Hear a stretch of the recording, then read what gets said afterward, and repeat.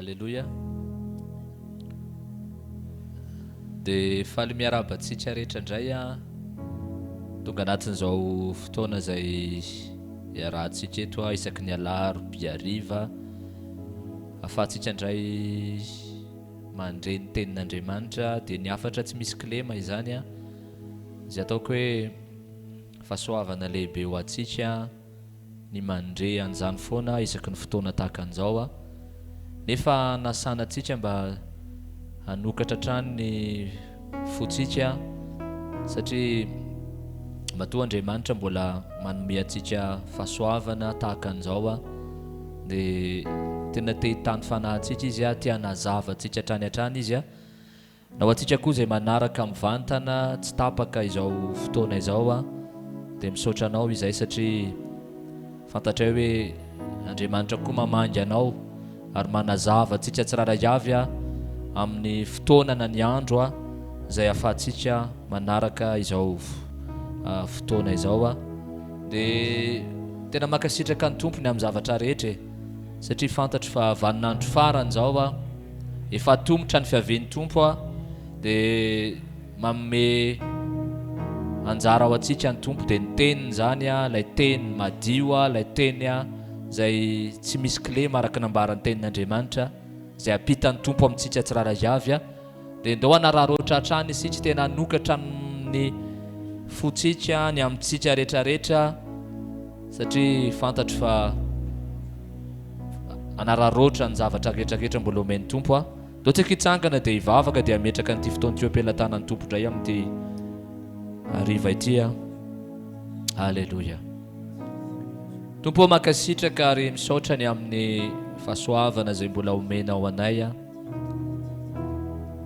misaotra anao zay ny amin'ny zavatra rehetra, misaotra ny amin'ny ity fotoana ity misaotra ny amin'ny famindramponao misaotra ny amin'ny anjara izay mbola omena ao anay izay fantatra tokoa tompo hoe avy aminao izany ianao le Andriamanitra ray izay mitondra anay ary manome an'ity fotoana androany ity isaky ny alarobia zay tompo dia tonga foana eo amin'ny fanatrianao eo apototry ny eo atongotra ao ary andrendray ilay afatra tsy misy kilema avy aminao Andriamanitra ray tompo tena alao ny mety fahazarana rehetrarehetra amin'ny fandrenesana ny teninao. Alao Jesosy dia zavatra mety tsy avy aminao fa raha tonga eto izahay raha mandre an'izany koa izay tompo any amin'ny tambajotra rehetrarehetra any dia tompo tena ny fananao any hanazava ny teny izay hoentinao indray amin'ny alalan'ny mpanomponao satria fantatray fa fitahim-panahy manokana ao anay zany ary te hitany fananay manokana ianao Andriamanitra amin'ny alalan'izao fotoana izao dia miandrandra anao izahay, manantena anao izahay, fanay masonao tena aoka hiasa manokana ianao, fanay masonao tena aoka ianao hitondra fahazavana manokana any anatinay tsiraray avy any mba tsy handraisanay ny teny amin'ny mety fahalalànay na fahatakaranay fa ny fananao Andriamanitra no hanazava, ny fananao Andriamanitra ray no tena hitondra ray tena fampahafantarana manokana anatinay tsiraray avy any amin'ny anaran'i Jesosy Alleluia. Amen. Tsika tiaka mahafa ny tompo dia do tsy dera azy amin'ity fotoana androany ity. Alleluia. Alleluia. Do tsika hira anankiray hoe sokafin'ny mason'ny foko tompo dia hitanao ao dia ny tompo tokoa ny hanomana ny fotsika ao anatin'izao fandrenesana ny fampianarana tsy misy kilema izao. Do iraitsika zany zany. Alleluia.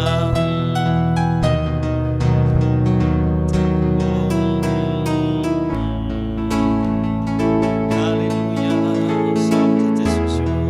Sokafiny maso ny foko tompo, sokafiny maso ny foko tompo, sokafiny maso ny foko dia ahitanao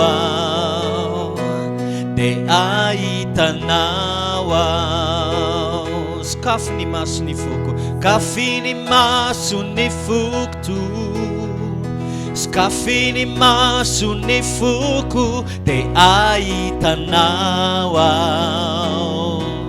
dia ahitanao ao, ahitanao isandratra ao, ahitana isandratra ao, ny fahazavany voninahitra arotsainy hery sy fity iraha hoe masina masina masina ahitanao isandratra ao, ny fahazavany voninahitra arotsainy hery sy fity iraha hoe masina masina masina.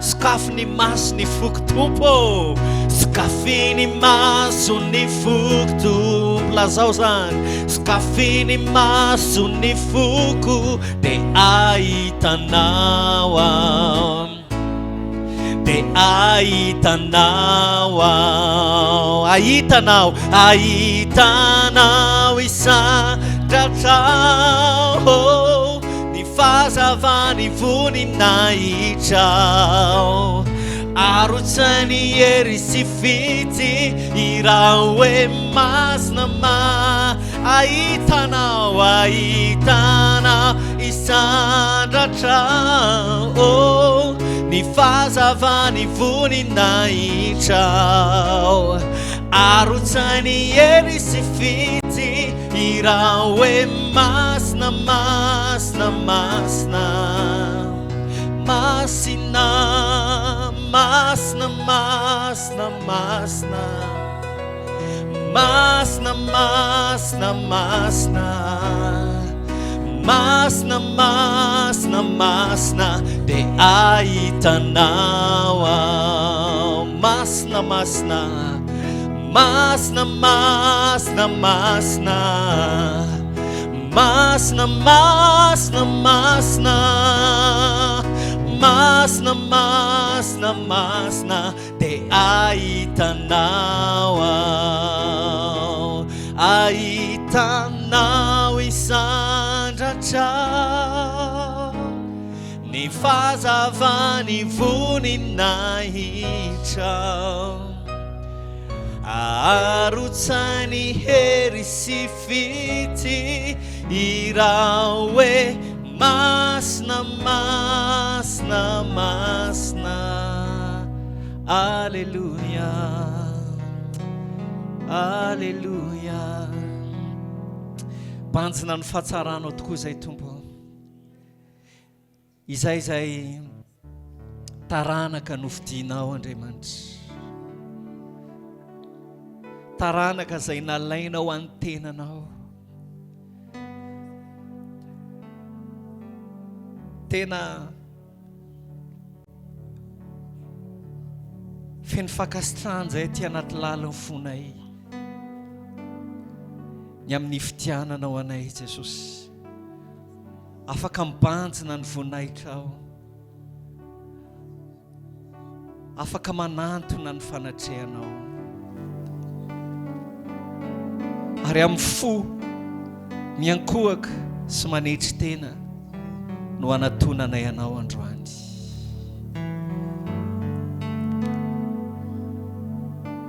Ka afaka ilaza ny atsaranao zay,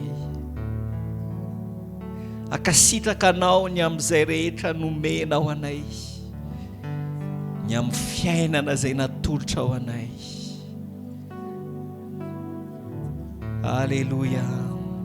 Hovaliny zany amin'ny fiainanay manontolo dia hanambara sy ilaza fiderananao ny vavanay Jesosy. Alleluia. Fa maneran'izao tontolo izao, tsisy hery matohitrana, miankokeo anatrehana, fa masiniana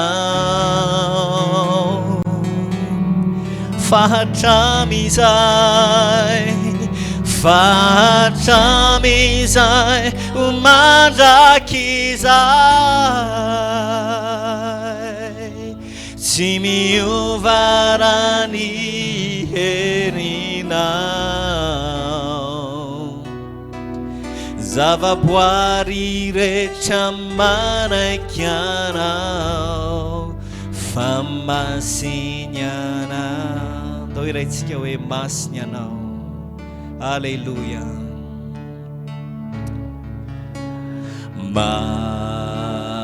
Masiny anao,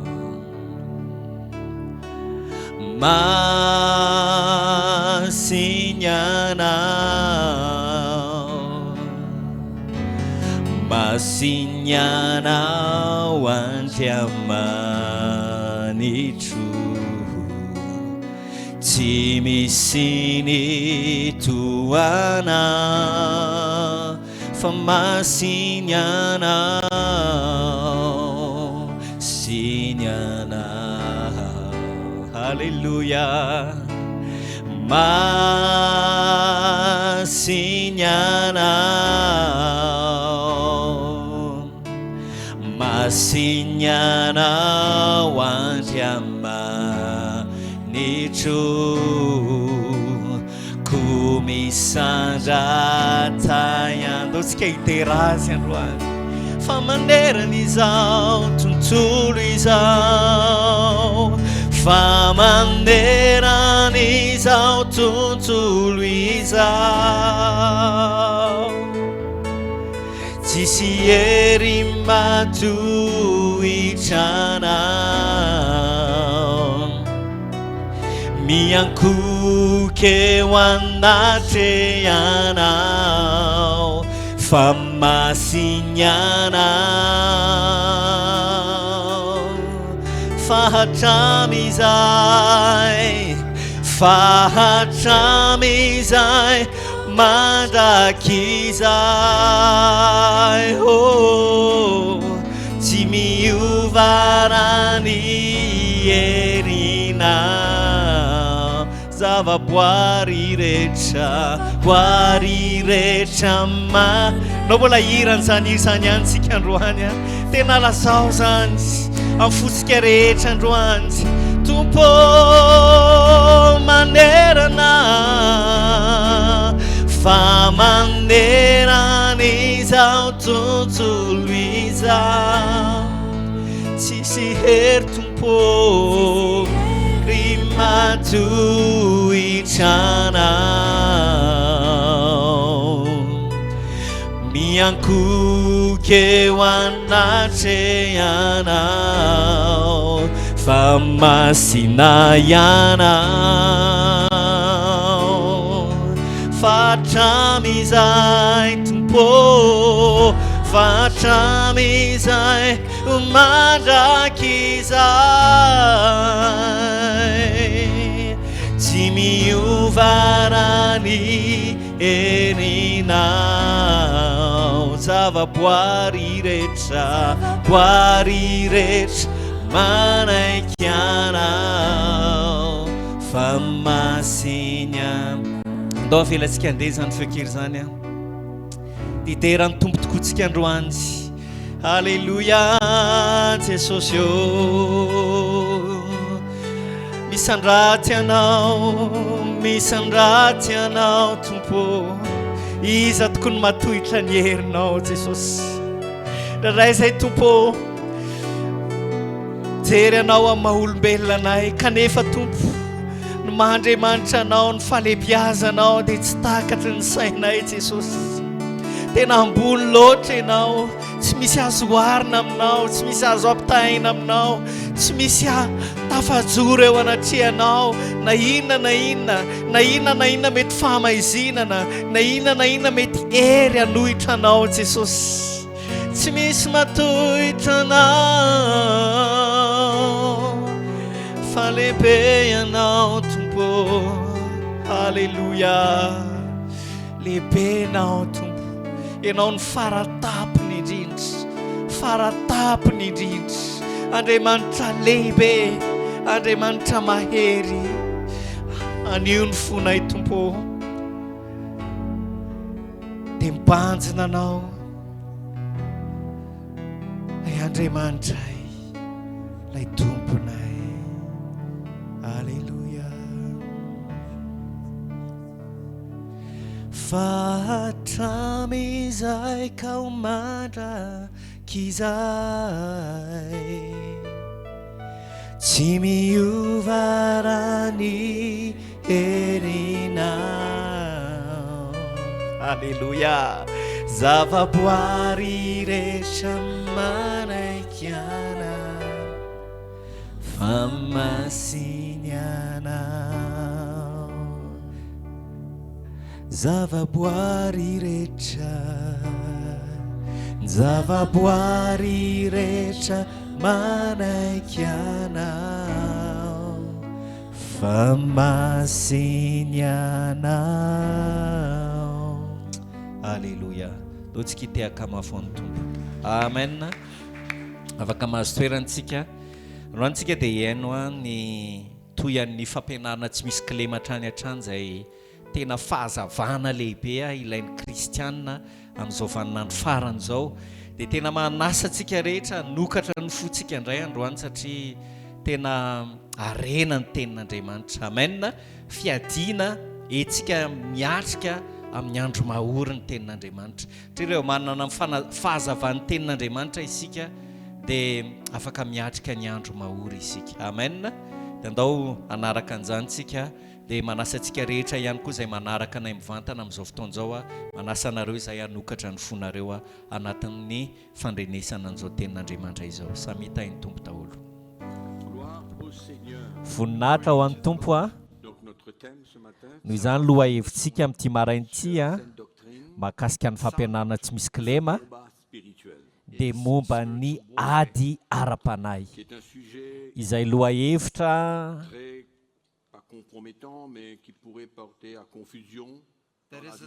izay loha hevitra mety hitondra fifangaroana eo amin'ny kristianina eo amin'ny fiainana izany ary everiko hoe zava-dehibe ho antsika ny hitondra fahazavana kely manoloana an'izany ahafahantsika mahatakatra mazava tsara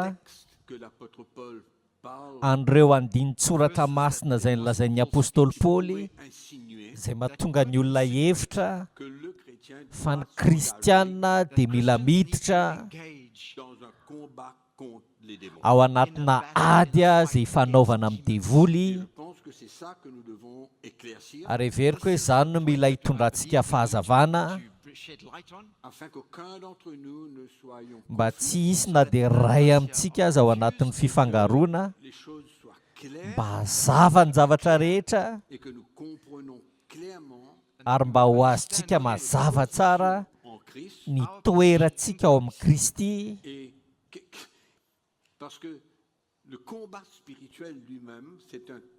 satria hitanareo na dia ilay teny hoe ady ara-panahy io aza dia fomba fiteny izy io izay ampiasain'ny ny fiangonana amin'ny ankapobeny entin'izy ireo hanambarana fa isika dia miditra ao anatina ady amin'ny devoly. Ka noho izany dia ny aty am-piandohana mialohany hanomboantsika dia efa ilaza aminareo fa diso izany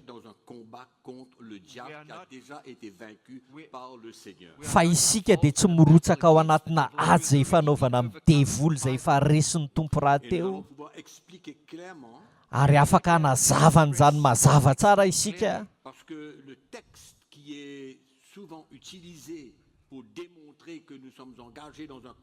satria ireo andinin-tsoratra masina izay ampiasaina matetika entina anehoana fa mila mirotsaka ao anatina ady hifanaovana amin'ny demonia isika raha ny tena marina misy andininy anankiroa izy ireo voalohany izay afaka vakiantsika angamba ao amin'ny Efesianina 4:9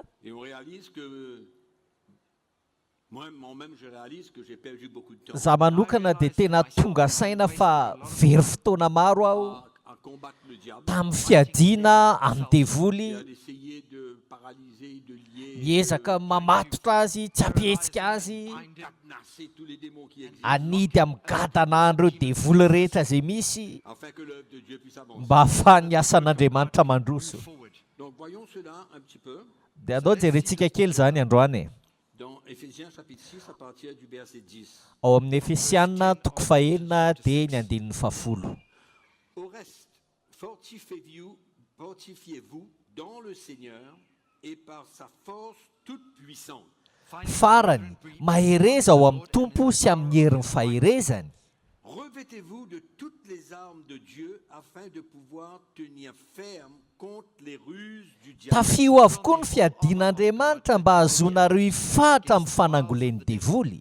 Donc si on s'arrête là, Ka noho izany raha mijanona teo aloha sika, réalisez que l'apôtre Paul est en train de nous encourager à être prêts dia hitantsika fa mamporisika antsika ny apôstôly Paoly mba ho vonona, face aux attaques de l'ennemi. hiatrika ny fanafian'ny fahavalo. C'est ça le point capital Zay de no l'apôtre Paul ici. teboka lehibe ao anatin'ity fampahirezan'ny apôstôly Paoly ity. Donc la première chose qu'il nous demande, c'est de nous fortifier Ka noho izany zavatra voalohany takiny amintsika dia ny aherezantsika aloha zany. dans le Seigneur et par sa force toute Hozy puissante. izy hoe mahereza ao amin'ny tompo sy amin'ny herin'ny faherezany. Donc c'est ça le point capital de ce texte. Ka noho izany eo zany ny teboka lehibe ao anatin'ity andininy ity. Car l'ennemi, Satria ny fahavalo dans ses stratégies, dia manana ny drafiny sy ny paikadiny izy, il peut nous attaquer dans nos pensées afaka manafika antsika ao an-tsaintsika izy de plusieurs manières. sy manao an'izany amin'ny fomba maro samihafa. Mais nous savons déjà dans notre cœur Kanefa kosa isika efa mahafantatra sady ao am-potsika fa efa resin'ny Kristiany izy. Amen. Amen. Il a dépouillé. Efa nifoana ny heriny. Dans Colossiens chapitre 2, il a dépouillé les dominations, les autorités. Ao amin'ny Kolosiana toko faharoa izy dia milaza ozy izy efa nesorony tsy eo amin'ny tenany intsony ny fanapahana sy ny fahefana. Il les a livrés publiquement en spectacle, en triomphant d'elles par Ary noho ny azo fijaliana ozy izy dia efa naseho amin'ny miariary ny fitondrany toy ny fanaon'izay efa nandresy. La chose à établir, c'est que l'ennemi a été Ka vaincu. noho izany zavatra voalohany mila tafapetraka dia izao hoe efa resy aloha ny fahavalo. Nous, les enfants de Dieu, les chrétiens, Ary isika zanak'Andriamanitra kosa isika izay kristianina efa nateraka indray nous expérimentons cette victoire du Seigneur. dia efa miaina an'izay trakefa ny fandresen'ny tompon'ny fahavalo izay On ne isika. va pas vivre comme le monde qui est sous le pouvoir et la puissance Isika zany tsy haina tahaka an'izao tontolo izao izay mbola ao ambanin'ny hery sy ny fanapahan'ny devoly, de ce monde. fa izy no andriana an'ity izao tontolo izao ity. L'Épître aux Éphésiens, l'apôtre Paul nous montre clairement ce que nous étions avant. Ary aseho an'ny apôstôly Paoly mazava tsara ao amin'ny bokin'ny Efesiana ny toerana nisy antsika fahiny. Sous le pouvoir de l'ennemi, Fony isika mbola tao ambanin'ny herin'ny fahavalo. nous sommes en Christ, Fa ankehitriny kosa anie isika efa ao amin'ny Kristy rachetés, izay efa nalavitra antsika. et nous savons clairement la parole de Dieu nous dit, Ary fantatsika tsara satria ny tenin'Andriamanitra milaza amintsika a vaincu le diable. fa efa resin'ny Jesosy ny devoly. Et là où nous avons besoin de comprendre, c'est que nous, les enfants de Dieu, Ary ny zavatra mila takatsika dia izao hoe isika nous zanak'Andriamanitra sommes privilégiés. dia manana tombony isika. C'est nous et nous seulement Satria isika ary isika irery ihany qui pouvons vivre et expérimenter la victoire de Jésus à la croix. no afaka miaina n'ilay trakefa ny fandresen'i Jesosy sy ny fahavalo teo amin'ny hazo fijaliana. Désormais, nous sommes des enfants de Dieu unis avec le Seigneur. Satria nanomboka teo isika dia tonga zanak'Andriamanitra mpiombona amin'ny tompo. Donc cette victoire à la croix est la nôtre. Ka noho izany io fandresena teo amin'ny hazo fijaliana io dia fandresentsika ihany koa. Paul Izany le mahatonga amin'ny Paoly ne dit pas que l'ennemi est mort tsy nilaza velively izy efa maty ny fahavalo et akory, qu'on ne va pas, allons dire, le voir et ne subir ses attaques. ka hoe tsy ahita azy intsony isika na hoe tsy andairany fanafiany intsony, Mais tout au contraire, fa mifanohatra amin'izany mihitsy aza. nous fortifier, Tenta amintsika izy mba haherezantsika, bien établis dans le Seigneur, iorenantsika tsara ao amin'ny tompo, afin de pouvoir tenir ferme dans le mauvais jour. ahafahantsika mifahatra tsara sy mafy amin'ny andro mahory. Et le mauvais jour, Ary io andro mahory io a c'est non seulement des épreuves de la vie, dia tsy vitany fitsapana misy eo amin'ny fiainana ihany, là, l'apôtre Paul est en train de parler des attaques de l'ennemi. fa eto zao a ny apôstôly Paoly dia miresaka ny amin'ny fanafian'ny fahavalo. Quel est l'ordre ordre que l'apôtre Paul nous donne. Ka noho izany inona mibaiko omen'ny apôstôly Paoly antsika eto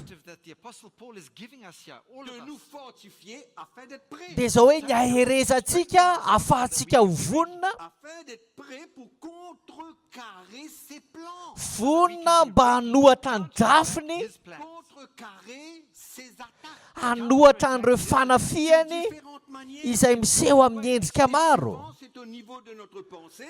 ary matetika dia any misehatry ny saintsika no hanaovany an'izany Et le Seigneur nous donne la solution. dia efa manome antsika ny vahaolana ny Il vient tompo de dire non seulement que j'ai vaincu l'ennemi, le diable, dia milaza amintsika izy fa tsy vitany hoe faharesiny fotsiny devoly fahavalo fa efa nitsoany teo aminy avokoa sa force ny heriny rehetra vis-à-vis de nous. izay ananany amintsika. C'est pourquoi l'apôtre Jean nous dit que celui qui est né de Dieu, le malin ne le touche Ary zany anie mahatonga ny apôstôly Jaona milaza fa izay rehetra efa nateraka Andriamanitra dia tsy mahakasika azy akory ilay ratsy. On ajoute à cela Ary dia mbola ampiny Paoly ihany nefa izany hoe hoy sise mila mahery ianareo, il faut bien être bien dans notre cœur. mila ao tsara isika ao anatin'ny fontsika Avec le Seigneur, sy ny fifandraisantsika amin'ny tompo, ny lalantsika miaraka amin'ny Jesosy. à ce moment-là, on n'a aucune Dia amin'izay fotoana izay tsika tsy manatahotra c'est intsony notre état de cœur satria ny toe-pontsika amin'izay à définir. no hamaritra Nous allons expérimenter cette victoire de Christ à la croix ou non. raha afaka hiaina n'ilay fandresen'ny Kristy teo amin'ny hazo fijaliana isika na tsia, Ou nous allons laisser l'ennemi faire ce qu'il veut avec nous. na mela ny fahavalo hanao izay tiany ataony amintsika. Parce que nous ne considérons pas notre croissance, notre maturité spirituelle. Satria tsy nomentsika lanja ny fitombontsika sy ny famatorantsika ara-panahy. L'ennemi attaque. Hany ka raha vao manafika ny fahavalo De pouvoir le résister. dia tsy vitantsika ny manohatra azy, Notre état spirituel satria ny toe-panahintsika n'est pas ce qu'il faudrait. dia tsy araka n'ilay takiana, tsy araka ny tokony ho izy, De l'ennemi. ahafahantsika miatrika ny fanafihan'ny fahavalo. Personne ne peut les arrêter. Satria tsy misy olombelona maha izy azy afaka manohatra ny fanafiana, tsy afaka manohatra an'ireny anie tsika e. Ça ne sert absolument à rien d'essayer de paralyser et de lier tous les démons de la terre. Ary zany no antony hoe tsy ilaina ny miezaka ampitsahatra na hamatotra an'ireo devoly rehetra eran-tany, Que nous ne sommes pas appelés à faire cela. satria tsy nantsoina nanao an'izany isika, tsia, Nous sommes appelés à servir le Seigneur. fa nantsoina isika nompon'ny tompo a, Fortifier. ary ahery a. Va nous donner le plan pour nous. Ary zany anie mahatonga amin'ny Paoly mame antsika ny drafitra ahafahantsika mampahery ny tenantsika e, Soyons forts. mba hatanjaka isika, Que notre cœur soit bien établi. mba hifahatra tsara ny fontsika, Et nous allons voir. izay ho jerentsika ahoana ny atongavan'izany, Nous n'avons rien à craindre. ary tsy misy ninninona tahorantsika. Satria ny apôstôly Jakoba anie dia miteny amintsika e, L'ennemi attaque. fa rehefa manafika ny fahavalo, Le fermement et il s'enfuira loin de vous. toeriny devoly dia handositra anareo izy ozy izy. Même l'apôtre Jacques n'enlève pas le fait que l'ennemi, il va essayer de nous paralyser. De nous... Jerenareo tsara fa na ny apôstôly Jakoba aza dia tsy manatsoaka an'ilay hevitra hoe afaka manafika antsika ny devoly mba hanibana antsika, de nous influencer, misarika antsika, de nous décevoir. handisy fanantenana antsika. Mais l'apôtre Jacques est clair. Fa mazava ny tenin'ny apôstôly Jakoba. Et il parle de cette résistance au diable en relation avec l'état de notre cœur. Dia jerenareo fa miresaka ny fanoherana ny devoly io izy a, ampifandraisiny amin'ny toe-potsika zany. Il ne dissocie pas les deux. Tsy sarany zany izy roa. Pas le chrétien qui marche dans la chair et qui vit comme il veut, il prend sa vie. Ary zany no antony ny kristianina izay mandeha araka nofo miaina amin'izay tiany aina na mandray an-tanana amin'ny fiainana manokana, L'ennemi va attaquer, ka raha vao manafika ny fahavalo il ne pourra rien faire. dia tsy afaka manao Il n'est ninninona pas izy, établi dans son cœur. satria tsy miorina tsara izy ao anatin'ny fony, Certaines choses essentielles en tsy manana an'ireo zavatra sasatsasany ilaina izy ao aminy, des éléments spirituels essentiels en lui. ireo singa ny zava-panahy lehibe ilaina ao aminy, Carrer les plans de l'ennemi. ahafahany manohatra ny drafitra ny fahavalo, Tenir dans l'esprit. ka ahafahany mijoro ao amin'ny fanahy, Résister et il s'enfuira loin de nous. ka hanohatra ny devoly dia handositra lavitra antsika izy. Pourquoi Paul vient dire, Izay mahatonga Paoly milaza, fiez-vous, mahireza ianareo, tenir ferme dans le de mauvais jours. ahafahanareo mifahatra amin'ny andro mahory. Amen. Amen. Amen. Donc il n'y a aucune nécessité de rentrer dans un combat contre les démons. Ka noho izany tsy ilaina zany mita ao anatin'ny ady amin'ny devoly, All kinds of demons. Parce qu'on ne pourra pas arrêter leur œuvre. We satria can't isika anie tsy mahavita manakana ny asan'izy ireny Il e. ne reste pas trop longtemps de pouvoir gérer les choses. Tsy manana fotoana ela intsony izy ireo ahafahan'izy ireo mifeny zavatra rehetra. To manage all these things. Mais pour le moment, Fa ankehitriny aloha il est libre d'agir. dia mahalalaka izy hetsika sy asa, Il est le prince de ce monde. satria izy anie andrinan'ity zao tontolo zao ty e. Nous, les enfants de Dieu, Fa voninahitra ho an'Andriamanitra fa isika zanak'Andriamanitra la victoire de Jésus-Christ. dia afaka miaina isika ilay traikefa ny fandresen'i Jesosy Kristy teo amin'ny azo fijaliana. Mais ceux qui ne sont pas nés de nouveau ne peuvent pas expérimenter cela. Fa ny olona izay tsy nateraka indray dia tsy afaka miaina an'izany. Mais nous le pouvons. Fa isika kosa afaka miaina an'izany isika. Mis à l'œuvre Isika mahita ny fiasan'ny fahavalo. de détruire le peuple, la nation. Ohatry ny ahoana ny fomba mitehan'ny vahoaka sy ny firenena. Comment le péché est en train de prendre de l'ampleur. Ohatry ny ahoana ny mahatonga ny ota ame mahazo vahana. Et cela ne devrait pas être le cas pour nous. Pour nous, ça devrait être le contraire. Fa ho antsika kosa tsy tokony hiaran'izany isika fa tokony mifanohatra amin'izany. C'est-à-dire que de plus en plus nous marchons Zany hoe arakaraky ny andro soantsika sy andehanantsika une vie chrétienne qui dia plaît tokony miaina fiainana maha-kristianina miakasitrahany tompo isika. à ce moment, on n'a aucune crainte de la Dia amin'izay fotoana izay kosa isika tsy manatahotra ny fahavalo intsony. trouver, le voir, le chercher partout. Fa tsy hoe indray akory isika dia andeha hijery sy andeha hitady azy n'aiza n'aiza. C'est extraordinaire ce que Christ a accompli pour tous. Fa mahatalanjona ihany mahita ny zava-bitan'i Kristy ho an'izay mino azy. Et on continue. For those that are in him. Dia itoy ihany isika. Ok. Ça va jusqu'à l'heure, c'est clair? Mazava amintsika hatreto a. Alors, Éphésiens chapitre 6. Allez. Efesianina toko fahenina. Alors, car nous n'avons pas à lutter contre la chair et le sang, mais contre les dominations, contre les autorités, contre les princes de ce monde de ténèbres, contre les esprits méchants dans les lieux célestes. Andininy faharoambin'ny folo fa isika tsy mitolona amin'ny nofo amandra fa amin'ny fanapahana sy amin'ny fanjakana sy amin'ny mpanjaka an'izao fahamaizina an'izao a dia amin'ny fanaratsy eny amin'ny rivotra. In the heavenly places. Donc nous avons déjà parlé et insisté sur le fait des choses qui se passent dans les lieux célestes. Efa niresantsika tsara moa ny amin'ity resaka hoe fanaratsy izay eny amin'ny rivotra ity zany a.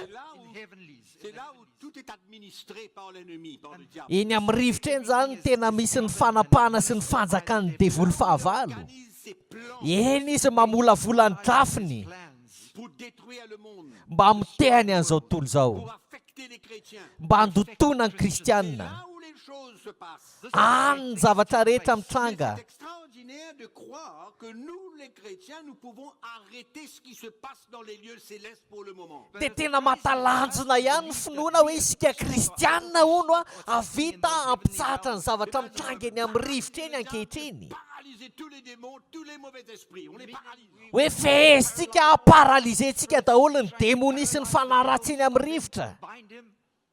Afin qu'il arrête ses plans. mba hampitsara ny drafiny. Mais on perd notre temps. Fa lany fotoana isika e.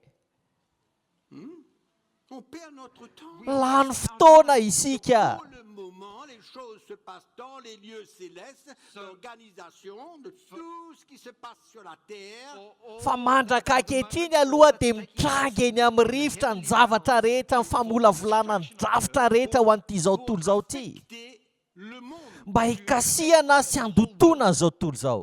aveugler les hommes, Hanajambahana ny olona. les pousser vers le péché, Hanosika azy ireo any amin'ny ota. organiser les plans et les stratégies pour gagner l'homme et le garder loin de Dieu. Ny famolavolana drafitra sy paikady mba hifehezana ny olombelona mba hiazomana azy ho lavitra an'Andriamanitra. Nous ne sommes pas de cette catégorie. Fa isika tsy ao anatin'ny sokajon'olona tahaka izany. Partie de ces gens. Isika tsy ao anatin'ny sokajon'olona tahaka izany. Nous sommes un peuple Fa isika dia vahoaka nalain'Andriamanitra ho an'ny tenany. appartient à Dieu. An'Andriamanitra isika Demande de nous fortifier. izay mitahaka atsika mba haheresantsika. Amen. Amen. Faire l'ennemi. ahafahantsika miatrika ny fahavalo Mais e. on ne peut pas, il ne faut pas se servir de ce texte Tsika zany aza mampiasa an'io andinina io a, qui est une tromperie izay tena fitaka pour faire croire aux chrétiens ampinotsika ny kristianina qu'ils doivent lutter contre le diable. fa hoe tsy maintsy mitolona sy miady amin'ny devoly izy ireo Les démons, sy fehan'ireo démonie rehetra les esprits. sy ny fanaratsy rehetra. And all the evil spirits. That's Fa deception. tsy sompanantenany zany. Non. Tsia, Notre rôle, fa ny anjara toerantsika c'est de nous fortifier dans le Seigneur. dia izao hoe mampahery ny tenantsika ao amin'ny tompo isika. Quand le mauvais jour arrive et que l'ennemi nous attaque, on le résiste. Ka raha tonga ny andro mahory sy ny fanafihan'ny fahavalo dia afaka manohatra azy isika. Mais comment le résister si on est faible dans l'esprit? Fa ahoana moa no hanoherantsika azy raha malemy ao amin'ny fanahy isika? Résister si notre vie est selon la chair, dans le monde, dans les choses qui ne doivent pas être notre vie. Fa ahoana tokoa no hanoherantsika azy raha toka ny fiainantsika fiainana ara-nofo araka an'izao tontolo izao ao anatina fiainana izay tsy tokony hiainantsika koa raha ahoana no hanoherantsika azy? Le bienfait de cette victoire de Christ contre l'ennemi. Fa raha izany dia tsy vitantsika nanohatra azy ary tsy afaka migoka n'ilay fandresen'i Kristy teo amin'ny hazo fijaliana isika. Et finalement, on va se soumettre. Dia ny hafarantsika lasa isika indray milefitra sy manaiky. Le diable se soumette And Raha tokony ny devoly no hanaiky, devil submitting et himself. que nous nous soumettons à Dieu.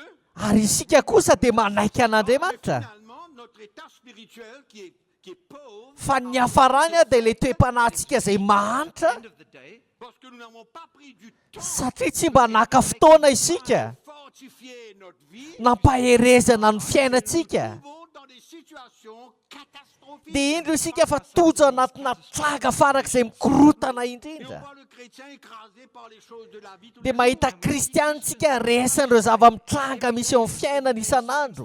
Mais c'est pas ça le plan. Fa tsy zany ny dravitr'Andriamanitra. Paul nous dit clair, fortifiez-vous. Fa lazain'i Paoly mazava tsara hoe mahereza ianareo. Verset 13. Jerenareo tsara ny andinin'ny 7:20.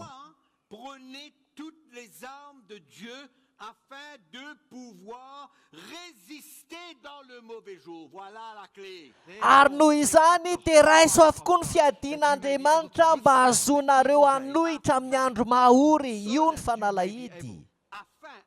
Afin veut dire quoi? Mba hozy izy midika inona io mba io?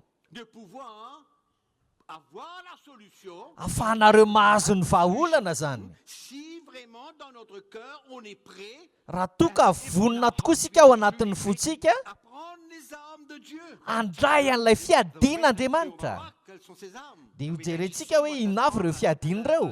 Ce sont des armes spirituelles qui concernent notre vie. Fa fiadiana ara-panahy izay eo amin'ny fiainantsika izy ireo. S'attend à ce que nous les portons en nous. Ary sitrak'Andriamanitra indrindra raha entsika ao anatintsika izy ireny. Ces armes soient partie de notre vie. Mba ho raisitsika eo amin'ny fiainantsika ireny fiadiana Nous ireny. n'allons pas essayer d'aller prendre des armes quand le moment arrive que nous soyons attaqués et que l'ennemi est en train de vouloir nous écraser. Tsy hoe iny amin'izay zany tsika fa handray an'ireo fiadiana ireo a, rehefa eo am-panafianantsika ny fahavalo a, rehefa eo am-panitsakitsanantsika ny fahavalo. Trop tard. Fa efa tara loatra.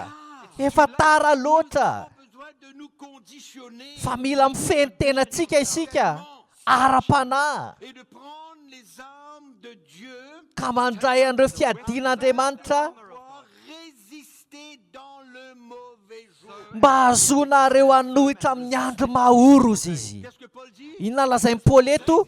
Manohitra ozy izy. Afin de pouvoir résister. Mba ahazonareo hanohitra. Manohitra azy. Du chrétien parce que l'ennemi ne va jamais finir avec nous. Zany ane ny fiainantsika satria ny fahavalo tsy ketraka ny hanafika atsika e. with us. Jusqu'à notre dernier jour, il va essayer. Mandra-pahatonga ny faran'ny androntsika dia hiezaka foana izy. Ampivily lalana atsika. Il ne faut pas. Hitarika atsika any amin'izay tsy tokony aleha. Hanafika atsika. Fomba maro no ahafahany manao an'izany. Jusqu'à notre dernier jour sur la terre, nous aurons à résister. Mandra-pataperan'ny androntsika eto amin'ity tany ity dia hanohitra foana isika. Les chrétiens sont appelés à éteindre et à faire mourir tout ce qui se passe dans les lieux célestes. Aza mihevitra ary aza mino velively hoe kristianina dia nantsoina hamono a na hampitsahatra ny asa izay misy eny amin'ny rivotra. Going on in the heavenlies, in the spiritual world. Tsia. No. C'est pas notre appel. fa tsy zany no antsontsika. Notre appel, maintenant, Paul va le définir. Il dit, tenez donc ferme, ayez à vos reins. Jereo tsara fa farita amin'ny Paoly amin'izay ny tena antsontsika dia hozy izy sky ny fahamarinana ny valahanareo. Un élément de cette armure, Isan'ny singa ao anatin'io fiarovana io la a vérité de la parole de Dieu. dia izao hoe ny fahamarinana ny tenin'Andriamanitra. De la parole de Dieu. Ny fahamarinana ny Et tenin'Andriamanitra. Paul nous donne une image d'un soldat. Dia manome kisarisarina miaramila Paoly. D'un soldat qui est équipé Miaramila izay ampitaovana à l'ennemi. vonona hiatrika ny fahavalo. Amen. Amen. Et il nous dit, premièrement, Dia izao no lazainy antsika voalohany indrindra, ayez à vos reins la vérité pour ceinture. sky ny fahamarinana ny valahanareo izy izy. Amen. La Amen. vérité de la parole de Dieu. Ny fahamarinana ny tenin'Andriamanitra io zany. Ignorer la parole de Dieu. Tenin'Andriamanitra zany tsy afaka hoditsika tsy hita. Connaissez ce que vous apprenez, ce que vous recevez le dimanche matin What you n'est know. qu'une partie infime de ce que vous devez avoir. Izany hoe izay fantatrareo, izay nianaranareo, izay voarainareo avy amin'ny tenin'Andriamanitra isaky ny alahady maraina dia ampahany tena kely a, izay tena mila anananareo amin'ny fiainanareo zany. Le monde aujourd'hui Ity zao tontolo zao misy atsika ankehitriny ity a, est organisé d'une telle manière. dia efa voavolavola izy a. Toute notre vie peut être investie dans les choses du business, de tout. Mba hanorantsika ny fiainantsika manontolo ao amin'ny karazana asa mandraharaha, fandraharana rehetra sy ny ambiny rehetra. Seigneur, Any ka ilay fotoana tokony hatolontsika ho an'ny Tompo. autant qu'on donne peut-être pour notre propre vie, pour notre propre corps, pour nous, pour... Raha oharina amin'ny fotoana izay atolontsika ho amin'ny fiainantsika manokana, ho an'ny vatantsika sy ny ambiny rehetra, Mais rien. dia tena tsinitsinina. Et à l'autant qu'on donne pour les autres choses. Dia tena tsinitsinina zany no fotoana omentsika ny Tompo raha oharina amin'ny fotoana atokantsika ho amin'ny zavatra hafa e. Ary zany anefa dia efa fitaovana anankiray ahafahan'ny fahavalo manafika atsika. Clair comment l'ennemi nous attaque. Mazava be fa fitaovana anankiray ahafahan'ny fahavalo manafika atsika zany. Écoute, si tu fais pas ça, tu vas dépérir. Hoe ity zavatra ity tsy maintsy ataonao fa raha vao tsy ataonao io dia maty ianao. Je ne suis pas en train de parler d'être inconscient, d'être irresponsable dans notre vie. Za zany tsy milaza mihitsy hoe tsy tokony handraindraikitra zany tsika eo anivon'ny fiainantsika. In our lives. Mais le système du monde a des stratégies Fa ny rafitra ity zao tontolo zao ity dia manana paikady izy. de l'attaque de l'ennemi. Ary anisan'ny fanafihan'ny fahavalo zany. Me lever et me dire, tais-toi. Fa za kosa mila mijoro ka milaza aminy hoe mangina ianao. Ton jeu, Tsy hitra ao anatin'ny tetikadinao mihitsy aho. influencé par ce que tu es en train de nous dire, Tsy manaiky hosarianao amin'izay zavatra lazainao amiko aho. appuyé par toutes sortes de preuves. Izay amafisiny amin'ny alalan'ity karazana porofo rehetra ity. Si tu fais pas ça, Ka mampino ahy izy hoe raha vao tsy manao an'io ianao a dia ho faty ianao. et la chose que Adam a faite, Ary ny zavatra nataony Adama dia izao.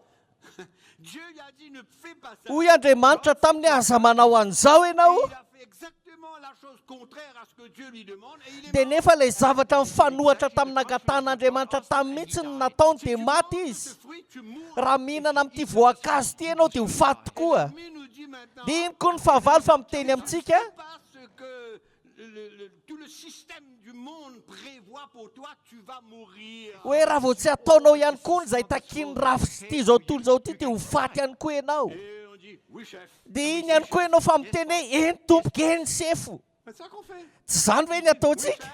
Eny sefo a. Hein? Et on dépérit. Dia meringana isika, malemy isika. Notre force, mais on dépérit spirituellement. Manofo ny herintsika any amin'ny zavatra hafa tsika fa malemy ringantsika ara-panahy. Une grande connaissance intellectuelle. Lasa manana fahalalana ara-tsaina lehibe isika. Fonce dans la recherche des choses. Ka lasa tafaroboka ao anatin'ity karazana fikarohana maro samihafa avy amin'ny zavatr'olombelona ity.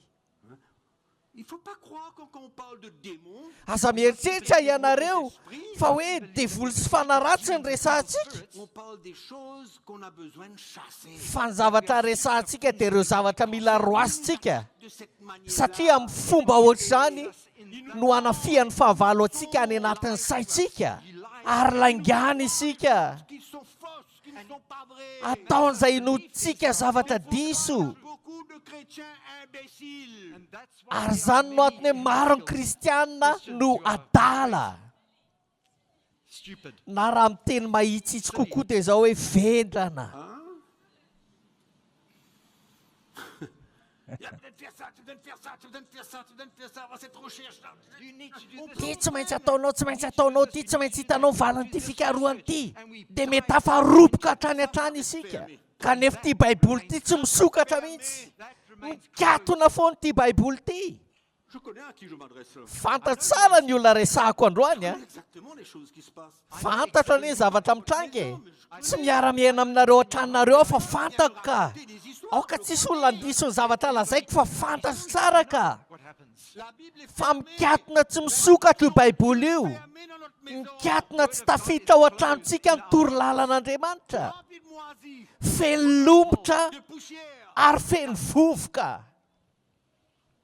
Et le même instrument que le diable se sert pour nous faire entrer dans les choses qui ne valent pas grand-chose, Ary ny fitaovana anankiray mitovy izay ampiasain'ny fahavalo ampidirany atsika ao anatina zavatra tsy dia manana tombam-bidy firy a. ce qui est notre fameux portable, Tsy ino zany fa ny finday atsika. Our portable phones. et on en trouve beaucoup de choses là-dedans. Fa maro ny zavatra hitantsika ao anatin'ny finday a, sa A tsy zany? lot of things you can find. Mais moi, tu sais, c'est comme les enfants à l'école. Ça, moi, je me sers de mon portable pour étudier. Mon- Hitanao ohatry ny ankizy mianatra ihany izay milaza ny anaty finday ity tena ilaiko ianarako, tena lainga. C'est pareil, moi, je me sers de mon portable pour lire la Bible. Ta Bible, que tu lis la Bible dans ton Hitanareo ohatr'izany mihitsy ny kristianina hoe ny findayako ny makiko baiboly, tena mamaky ny baibolinao anatin'ny findayanao marina ve ianao? Lainga. Ça, c'est la parole de Dieu.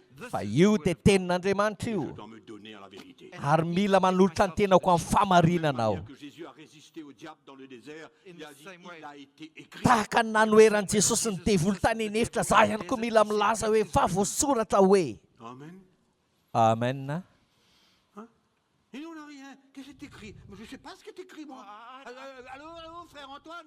Fa isika tsy mahafantatra ninina amin'ny zavatra izay voasoratra ao anatin'ny baiboly dia iny fa misy zavatra mitranga dia miantso any Rahalao Antoine tsika hoe Rahalao Antoine, fanga Rahalao Antoine afaka anao ninina anao. Tu n'as rien, tu connais rien. Fanga anao tsy manana ny tenin'Andriamanitra, tsy mahalala ninina. Tsy manana ninina mihitsy ve ianao any aminao? Mais si tu veux pouvoir résister au diable, Fa raha tianao ny hanohatra ny devoly a, des armes claires et nettes là-dedans. dia anisan'ny fiadiana mazava hita ao anatiny ity a, Weapons.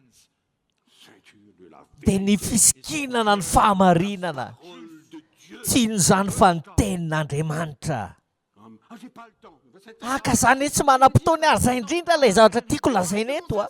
Hoe za tsy manam-potoana zay mihitsy ilay tiako haviana eto. quand je rentre à la maison, je suis fatigué. Zany hoe mirava amin'ny fitosasany alina dia tsy manam-potoana fa vizana. Moi, je travaille dans l'industrie. Quand je rentre à la maison, j'ai besoin de cuillère pour 7 enfants. Za mpiasana orinasa dia rehefa tonga ao an-trano mbola mila mahandro sakafo anankizy anakifito. Be Au careful. choix que nous prenons. Fa mitandrema tsara isika ny amin'ny safidy izay raisitsika. Au détriment souvent à notre condition spirituelle. Izay miantefa matetika ao amin'ny fahasimban'ny fepetratsika ara-panahy. Condition spirituelle. Miantefa amin'ny fahasimban'ny fepetratsika ara-panahy. State. Vous voyez, chasser les démons là, hein, combattre contre l'ennemi et tout ça là. And then what do Ça, we c'est do? un moyen détourné facile. Dina amin'izay ny ataontsika aorianan'izay mandroaka devoly, hitanareo ty fiadiana amin'ny fahavalo eny amin'ny rivotra ity a, dia lalana fanivahana io. N'est-ce pas que nous sommes pauvres en Tsy esprit? tonga saina akory isika fa efa mahantra ara-panahy isika e. Crois que le Seigneur nous a donné une Dia arme. nefa tsika indraindray mihevitra hoe nomen'Andriamanitra fiadiana isika, Paralyse le diable, paralyse. ahafahantsika mifehany devoly mamatotra azy. Cadenasse-le. Idio gadana izy. Cadenasser un démon, toi? Vitanao marina ve manidy gadana ny devoly? A demon? Ah, Devils? Paralyse-le, cadenasse-le. fehezo izy idio gadana izy. Lock him up. Au nom de Jésus. Amin'ny anaran'i Jesosy paralyseko ianao, fezoko ianao. Tant, Kanefa miaraka amin'izany chemin vers la destruction. mbola mitohy mandray lalanao mankany fampitehana ihany ianao. Miaraka amin'izany Pas le résister. dia tsy vitanao ihany manohitra azy. Spirituel et pauvre. Satria ny fepetranao ara-panahy dia mahantra. La parole de Dieu en toi. Tsy manana famarinany tenin'Andriamanitra ao anatinao ianao. Infime de la parole de Dieu. Zara raha-pany kely amin'ny tenin'Andriamanitra ihany ny fantatrao. Amen. Et Paul te dit, fortifiez-vous dans le Seigneur. dia ho Paoly hoe mahereza ao amin'ny tompo ianareo, Prenez les armes de Dieu. raiso ny fiadian'Andriamanitra, La vérité, premièrement. dia ny famarinana voalohany indrindra. Je ne sais pas si c'est la fin de l'année, mais c'est un silence complet. Là. Tsy haiko hoe vokatr'ilay faran'ny taona ve fa mangina tanteraka Yeah, but Parce que noho ny arerahana, la fatigue du monde, arerahana avy any amin'izao tontolo izao eo amin'ny fiainantsika, fatigue trop of this fatigué au world, travail. reraka satria be asa, miasa loatra. Alors, prenez la cuirasse de la justice. Numéro 2. Ny faharoa manaraka an'izay dia hozy izy hoe mitafiny rary no fiarovatratra. Demandez combien de chrétiens vivent sous la condamnation. Dia manontany tena isika firifiry amin'ny kristianina ny mbola miaina anatina fanamelohana ankehitriny. Condamnés, ils se condamnent eux-mêmes. Matsapa tena voaheloka izy ireo, manamelo tena izy ireo. Et nous avons eu toute une session concernant la justice. Ary naka fotoana iray manontolo mihitsy sika nentina nanazavana ny fanamarinan'Andriamanitra. Je ne parle pas de la justice de Dieu concernant comment Dieu juge les choses. Tsy ilay fahamarinan'Andriamanitra momba ny tsarany zavatra rehetra akory ny resahantsika, judges the Qui est juste dans son jugement. satria Andriamanitra dia marina amin'ny fitsarany. in his Je suis en train de parler que nous sommes la justice de Dieu en Jésus-Christ. Fa ny zavatra resahako anareo dia izao hoe isika ny fahamarinan'Andriamanitra ao amin'ny Jesosy Kristy. Qui je suis. Iza moa aho, Mais le diable, il est le père du mensonge. fa ny devoly no rainy lainga.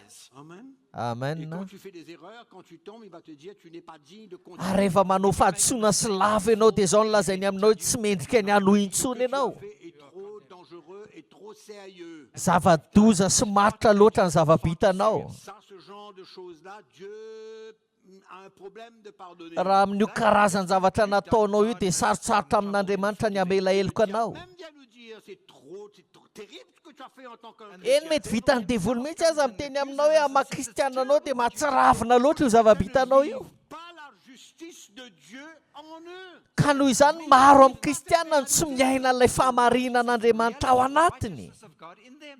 Et ils se laissent condamner, accuser. Dia manaiky izy ireo ampangaina ho voaheloka.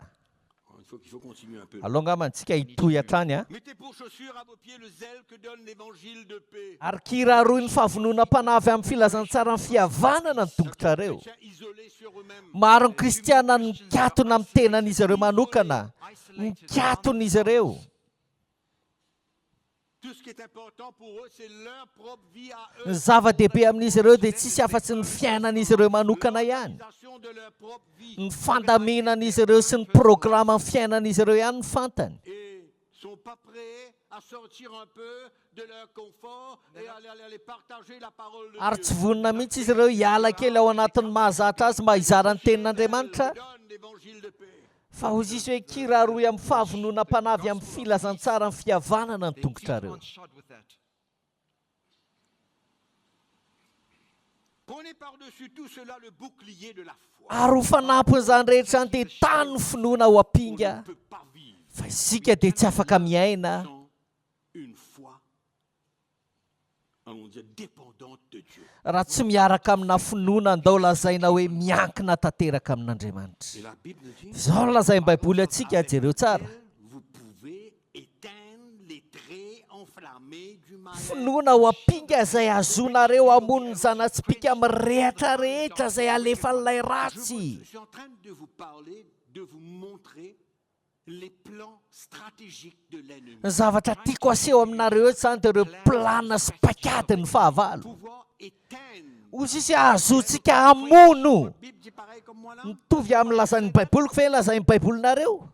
Éteindre tous les traits enflammés du malin. Hamono ny zanatsipika amin'ny rehatra rehetra izay alefa n'ilay ratsy. Hein? Donc on voit comment notre résistance Ka noho izany hitantsika zany fa ilay fanoherantsika dia tonga nous sommes équipés non seulement de la vérité, tonga ilay fanoherantsika rehefa ampitaovany famarinana aloha voalohany indrindra. mais là, qu'est-ce qu'on non seulement de la justice, Tsy ny famarinana ihany a, non seulement ne pas être isolés pour nous-mêmes et de voir notre propre tsy amin'io tsy fanakatonantsika ny fiainantsika sy ny fijerentsika ny fiainantsika samy rery fotsiny ihany a fa ny ampinga ny finoana ihany koa par lequel izay azontsika teignent amono les flammes de l'ennemi, ny zanatsipika amin'ny rehetrarehetra izay alefa n'ilay ratsy les attaques enflammées de l'ennemi. ireo fanafiana amin'ny rehatra alefa ny fahavalo Notre âme, la aokontsika nomboka andray ny fiadintsika dia ny finoana ce que l'on entend vient de la parole de Dieu. Ah oui, je connais ça. fa ny finoana dia avy amin'ny toroteny ary ny toroteny dia avy amin'ny tenin'Andriamanitra efa fantatra izany rahalahy C'est pourquoi le dimanche matin, c'est pas suffisant pour toi That's why de construire ta foi dans le Seigneur. ary izany no antony hoe ny alahady maraina dia tsy ampy hanorenanao ny finoana ao amin'ny tompo Donc voyez la chose, là. Faites en tout temps par l'Esprit toutes sortes de prières, de supplications. Veillez à cela, afin une entière persévérance et priez pour tous les saints. andininy favalo ambin'ny folo ary mivavaha mandrakariva ao amin'ny fanahy amin'ny fivavahana rehetra sy ny fangatana ka miambena amin'izany amin'ny faharetana sy ny fangatana rehetra ho an'ny olona masina rehetra Souvent, vous entendez les gens parler, vous réalisez matetika isika mahare olona miteny dia tonga saina isika qu'il n'y a pas de foi dans ce qu'ils vivent. fa tsy manam-pinoana izy ireo amin'ny zavatra iainany Ils vivent selon les circonstances. tsy misy finoana fa miaina araka ny hita maso sy ny zava-misy izy ireo Et quand on vit selon des circonstances et non pas dans la foi, avec la foi en Dieu, on va nous-mêmes organiser que les choses se passent à notre manière. ary rehefa miaina araka ny zava-misy isika fa tsy miaraka amin'ny finoana an'Andriamanitra dia lasa amboaritsika hifanaraka amin'izay tiatsika hitrangany ny zavatra rehetra La foi, elle travaille toujours avec ary zany nahatonga ny finoana miara-miasa amin'ny faharetana mandrakariva la foi et la persévérance. ny finoana sy ny faharetana La foi et la no persévérance. andovantsika ny teny fikasan'Andriamanitra La foi œuvre avec la persévérance. La persévérance, c'est la patience. ny finoana dia miara-miasa amin'ny faharetana ary ny faharetana dia ny fiandrasana Que Dieu ne travaille pas comme nous. satria tsy mitovy ny fiasantsika sy ny fiasan'Andriamanitra fa Andriamanitra dia manana ny fomba sy ny fotoana ny anaovany zavatra anankiray Nous engager dans une relation avec Dieu où on le fera confiance. fa ny finoana kosa no ampiditra antsika ao anatin'ny fifandraisana amin'Andriamanitra izay ahafahantsika matoky Toi, azy tu veux ça demain. Lui, il a dit non, c'est pas demain que tu auras ça. ianao miteny hoe rapitso ianao ny azo an'ity zavatra ity fa izy kosa miteny hoe tsy rapitso ny azonao fa afaka ray Je ne vais volana pas rentrer dans tous les détails. Mais le principe de ce que je veux vous parler, c'est que comme quoi, que nous avons besoin d'être établis. tsy hidirantsika ny antsipiriany rehetra fa ny tiako apita aminareo fotsiny dia zao mila miorina mila mahery isika Dans la foi, ao amin'ny finoana dans la justice, ao amin'ny famarinana dans l'obéissance à la parole de Dieu, amin'ny fankatoavana ny tenin'Andriamanitra dans la prière, ao anatin'ny vavaka dans la vérité. ao amin'ny Et que famarinana quand ces choses-là sont en nous, ary rehefa ao anatsika izany zavatra rehetra zany a personne n'a besoin de craindre quoi. dia tsy tokony hisy olona atahotra na inona na inona On n'a pas à avoir peur. you don't need tsy mila matahotra na inona isika Il a été vaincu à la croix. fa efa resy teo amin'ny hazo fijaliana izy Paul dit à Timothée, combat le bon combat. Combat le bon combat. fa i Paoly dia niteny tamin'ny Timote miadia ny tsara ny finoana hozy izy Combat l'ennemi, combat izy tsy miteny hoe miadia amin'ny fahavalo miadia amin'ny devoly le bon combat. Le combat de la foi. fa miadia ny ady tsara ny finoana hozy izy Tout est clair? mazava C'est bon là? ao ve Donc, le résultat c'est quoi? C'est à nous d'être forts. ka noho izany na ny vokatra misy a dia zao hoe anjarantsika zany mila mahery manahaka an'izany nareo a anjarantsika zany mahery satria rehefa mahery isika Il ne pourra pas avoir ses voies dans nos dia tsy afaka maneho ny lalany eo amin'ny fiainantsika ny fahavalo capable de le résister fermement. fa ho vitantsika ny hanohatra azy tanteraka Loin de nous. toeriny devoly dia handositra anareo izy Alléluia. alleluia Et je ne pense pas que l'apôtre Paul, dans la prison avec Silas, I don't think était that- dans un grand combat spirituel contre tous les démons afin que le Seigneur les délivre. aza tsy mino hoe Paoly sy Lasy a dia tao anatina tolona sy ady ara-panahy be fony izy ireo tao anatin'ny tranomaizina mba ho afaka ao anaty tranomaizina izy ireo Et de quel combat qu'on peut emmener contre le diable ne va pas enlever la persécution, l'opposition, les afflictions. Ary na inona ady antsika ao anatrehan'ny devoly eo dia tsy hanala velively ny fanenjehana, ny fanoherana, ny fahoriana, ny fitsapahana, ny fizahany-toetra sy ny sisa aoka ho adintsika ny zavatra Mais ohatr'izany. quand on tient ferme, Fa rehefa mijoro kosa isika, quand on tient ferme, rehefa mijoro isika la victoire est assurée. dia azo antoka ny fandresena. La victoire est Azo antoka ny fandresena, était gagnée. efa azo raha teo izany. Amen. Amen. Allons ouvrir notre Bible maintenant dans un autre texte qu'on va aller rapidement là-dessus, mais qui souvent est utilisé pour faire comprendre aux chrétiens un combat. Nao sokafantsika aingana amin'ny baibolitsika hijerentsika andin-tsoratra masina anankiray izay mahatonga ny olona mino fa mila mitolona ady ara-panahy kristianina. Korintianina faharoa, Chapitre 10, verset 3. ny toko 10 any andininy 7. And this is used often to encourage Christians to get into spiritual warfare. Est-ce que vous savez tous que l'apôtre Paul a été souvent persécuté, Sika rehetra ve mahafantatra fa ny apôstôly Paoly dia matetika nenjehana, malmené par ses adversaires? nampahorian'ireo He fahavalony, was nenjehana nampahoriany. Des adversaires prédicateurs, Ireo mpitoroteny izay mpifanandrina aminy, des faux, izay sandoka, qui avaient réussi izay nahavita à influencer l'église de Corinthe. nisarika ny fiangonan'ny Korinto. Corinth. Il leur avait menti, Laingana izy ireo ty fiangonana il ty, leur avait donné comment dirais-je, l'image. Ils avaient projeté une image de Paul comme étant un homme faible, naneho endrika ratsy momba amin'ny Paoly tamin'ny Korintiana reto mpitoroteny reto, ohatrany hoe lehilahy malemy Paoly. que quand il écrit aux Corinthiens, il est dur, mais que quand il est dans leur présence, il est faible. Ary rehefa nanoratra tamin'ireo Korintiana izy dia ohatrany hoe natanjaka kanefa rehefa tonga teo anatrehan'izy ireo dia malemy izy. Then he's very weak. Et cette forteresse et ce mensonge avaient pris naissance et racine dans le cœur des Ary zany fiarovana mafy sy lainga izany dia lasa teraka sy namaka tao am-pony reto Korintiana reto. Dans ce contexte, Ary ao anatin'izay votoatin'ny resaka izay défendre son ministère. no hiarova amin'ny Paoly amin'izay ny asa Dans le fanompony. chapitre 10, Dia amin'ny toko 10 il va défendre son ministère dia hiaro ny fanompony izy. et expliquer aux Corinthiens quel est leur vrai problème. Dia hanazava amin'reto Korintiana reto ny tena olan'izy ireo izy. Vrai problème. Inona marina ny olan'izy ireo? Et il va leur dire, vous avez été piégés Dia hozy izy hoe voafandrika ianareo, par mes adversaires, voafandrika ny fahavalika ianareo. ceux qui veulent me détruire. Dia ireo izay mitady hamotika ahy, Vous avez été piégés. voafandrika ianareo.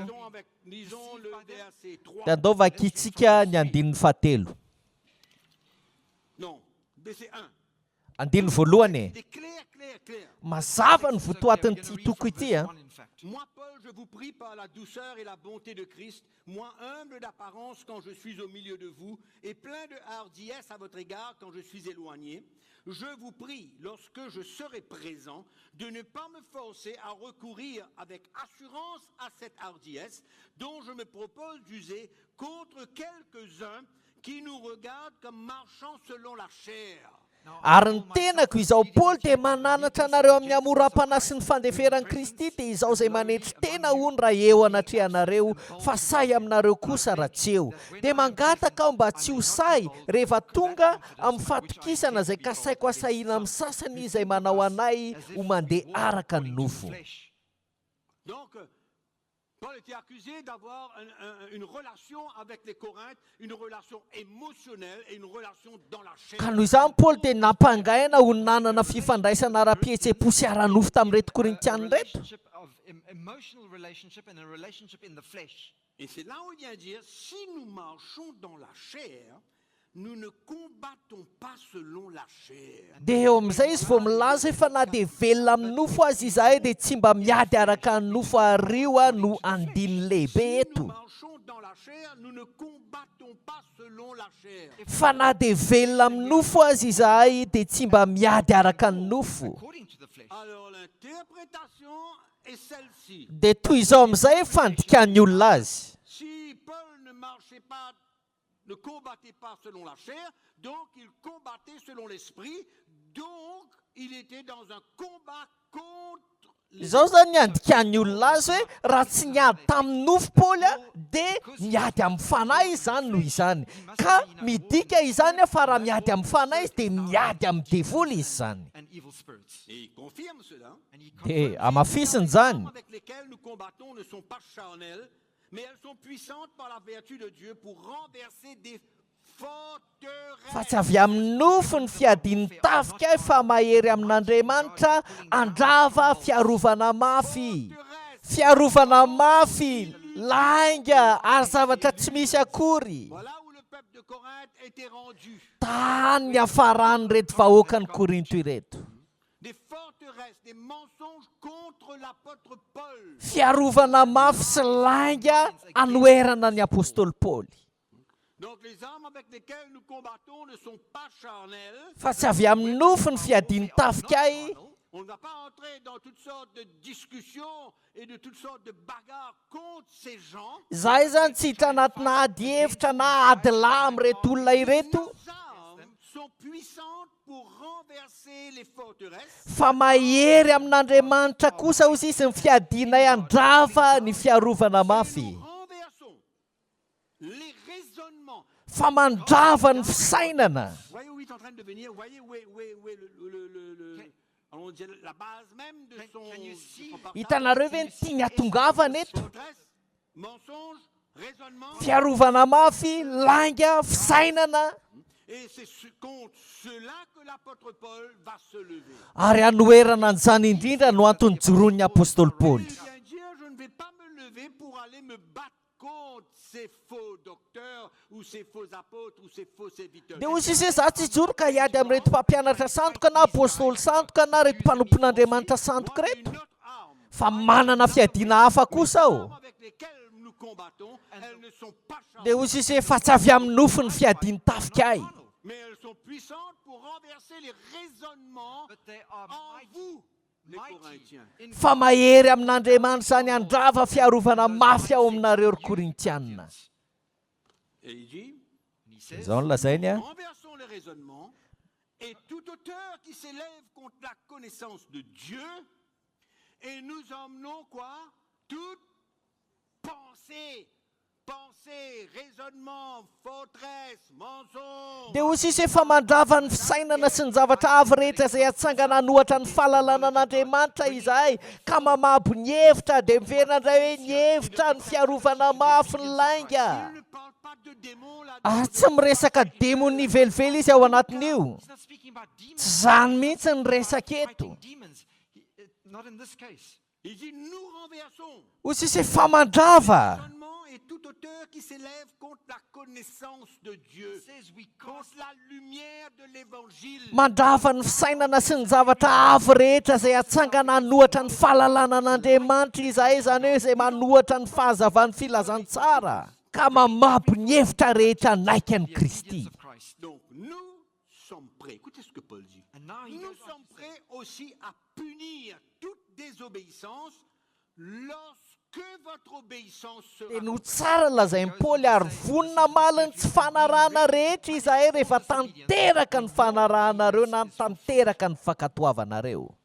Si vous êtes prêts Raha vonona ianareo à obéir à l'évangile, ankatoa ny filazantsara, la vérité que nous vous avons proclamée, ankatoa an'ilay famarinana izay nitoriana taminareo, alors ka noho izany vous dites que je suis faible dans votre présence, nareo milaza fa malemy ary avy eo anatrehanareo. prêt à obéir, Fa raha vonina ankatoa kosa ianareo, à accepter anaiky que tous ces raisonnements et ces pensées, tout cela soit renversé par la vérité de l'évangile, raha ekenareo ho ravany famarina filazantsara reo hevitra rehetra sy ireo fisainana rehetra, of the word of God. alors je suis prêt. dia vonina ihany koa hozy izy. He says, Nous sommes prêts aussi à punir toute désobéissance lorsque votre Dia izay mahatonga azy miteny ary vonina maliny tsy fanarahana rehetra izahay rehefa tanteraka ny fanarahanareo na ny fankatoavanareo. Autre mot, si vous êtes prêts à sortir de sous ce parasol ou ce comment dirais-je moi, cet état dans lequel vous êtes. raha atao amin'ny teny hafa zany dia zao hoe raha vonina ihany koa ianareo hiala ao anatin'io toerana misy ianareo io, Vous avez été piégés raha ekenareo fa voafandrika ianareo et que vous avez été trompés. ary voafitaka ianareo, Si vous êtes prêts à obéir, fa raha vonina ny akatokosa ianareo moi, dia zaho ihany koa vonina il y a toute désobéissance. hamaliny tsy fanarahana rehetra. Amen. Amen. Oui. Je suis prêt à me lever. Vonina aho ny joro Tous ceux qui vont s'opposer à la vérité, eo anatrehan'ireo olona rehetra izay mpanohatra ny famarinana. vous-même, Eny fa na dia ianareo ihany koa aza, parce que vous avez été piégés. satria voafandrika ianareo, Vous avez accepté le mensonge à notre sujet. satria nanaiky ny lainga momba anay ianareo. Si vous suivez tout le texte du chapitre 10 Ary raha manaraka tsara nyreto andiny ao amin'ny toko 10 reto ianareo, de l'apôtre Paul, dia ho hitanareo ny toe-panahin'ny apôstôly Paoly. donc ça n'a rien à voir. Ka noho izany tsy misy idirany mihitsy Avec paralysé, chassé, entrer dans un combat spirituel avec amin'ilay mifena mandroka na miditra ao anatin'ny ady ara-panahy nohatra ny devoly. tiens, ont été simplement piégés. Fa reto Korintiany reto dia voafitaka tsotra izao, Vis-à-vis, nanana fiarovana mafy nanoloanan'ny apôstôly Paoly izy ireo. ils ont projeté de Paul. Ny fomba fijery izay nitarafan'izy ireo an'ny Paoly Il est faible, dia zao hoe malemy izy, il ne peut pas vous aider. tsy afaka nampy anareo izy, Nous sommes forts. fa zay ny matanjaka. Vous allez lire dans 2 Corinthiens chapitre Raha mamaky ny Korintiana faharotoko faraky ambin'ny folo ianareo a, Paul, dia ho hitanareo anatin'izany fa i Paoly a que tous ces faux prédicateurs He speaks ont about traité dia hiteny zavatra hafa mifanohatra amin'izay nylazainy reto mpitory-teny sandoka reto tamin'ny Korintianina izy, dire dia izao ny lazainy azy ireo a. oui, nous ne pouvons pas vous traiter. Hozy izy hoe zay tsy hanao tahaka ny nataon'izy ireny taminareo, Ils ont volé, satria nandroba anareo izy, ils vous ont volé, vous avez nandany sy nandroba anareo izy dia nandefitra ianareo. accepté n'importe quoi. Maro izy ny zavatra le ferinareo avy amin'izy ireo, Mais nous, but we nous ne pouvons pas agir de la sorte. fa izahay kosa tsy afaka manao ny toy izany aminareo. Et si c'est ça que vous considérez comme notre faiblesse, nous l'acceptons. Ka raha izany no heverinareo fa falemenay dia ekenay. Clair? Mazava? Clair, pas clair? Mazava sa tsy mazava e? Hein? Clair. Mazava? Amen. Amen. Donc ça n'a rien à voir avec les démons Ka noho izany tsisy idiran'ny démony io, lesquels nous combattons, donc il relie ça avec les armes. fa mahery amin'Andriamanitra ho zisy ny fiadiany tafika dia miaravakio amin'ireo karazana fiadiana rehetra zany etsy Nous ankilan'izany. ne combattons pas selon la chair et le sang, pareil comme Éphésiens chapitre 8. Ohatran'izany ihany koa ilay hoe tsy mitolona amin'ny nofo amandray izahay mitovy amin'ilay Efesianina teo ihany. against flesh and blood. Amen. Amen. Donc, la conclusion, c'est quoi, monsieur? Ka noho izany, inona ary no amitianantsika azy raha lasianabavy? Nous sommes gagnants depuis le départ. Hatrany am-piandohantsika dia efa mpandresy. Nous sommes gagnants. Efa mpandresy isika. Nous sommes bien. Mety tsara isika, Nous sommes tranquilles. milamina tsara, Nous sommes dans la paix. Peace. miadana, Nous sommes dans la joie. ao anatin'ny fifaliana Et on ne va isika. pas aller chercher l'ennemi. Koako tsika tsy tady ny fahavalo a, any amin'izay tsy misy azy On ne akory. va pas essayer Dao tsika tsy ezaka de se fatiguer avec ses plans, andrera-tena amin'ireo drafiny a, Plans. mais on va se donner à construire nos vies. fa hanolotra ny tenantsika ho an'ny fanorenana ny fiainantsika kosa. Perfectionner dans la vérité, dans la foi, dans la justice. Atanteraka an'ilay fahamarinana sy ny finoana ary ny fahitsiana ao anatsika. Ça la clé pour le Zany ane ny fanalahidy ho antsika kristianina e. Us Christians. C'est ça la clé. Ho antsika dia zany ny fanalahidy Alors, e. l'ennemi attaque, tu te lèves, tu arrêtes tes histoires. Rehefa manafika ny fahavalo dia mijoro isika ka miteny aminy hoe atsaro ny lainganao. A besoin d'apprendre à résister au diable. And Ary ny kristianina dia mila mianatra manohitra ny devoly. Saille avec toutes sortes de When he pensées, comes de against forteresses, de us, raisonnements. Rehefa manafika antsika amin'ireo saina sy hevitra sy fiarovana mafy rehetra Et izy. il y a beaucoup de chrétiens aujourd'hui qui sont influencés Ary tena maro ny kristianina ankehitriny no voasarika.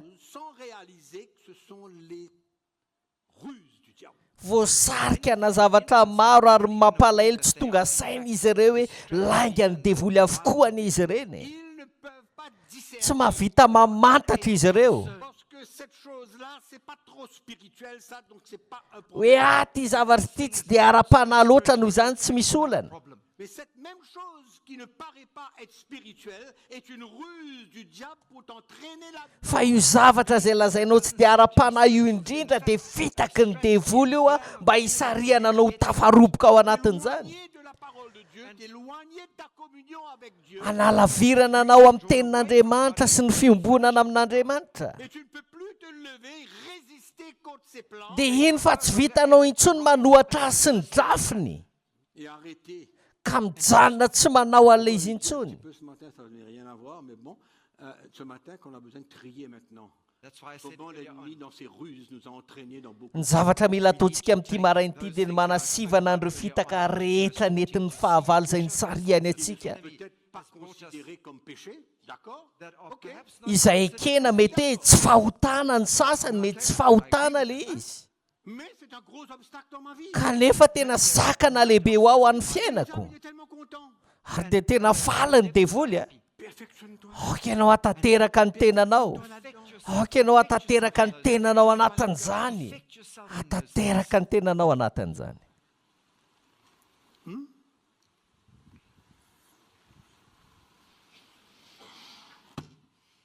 Et pour eux, c'est pas important. Fa ho an'ny olona sasany a tsy zava-dehibe izany. Et vous allez voir.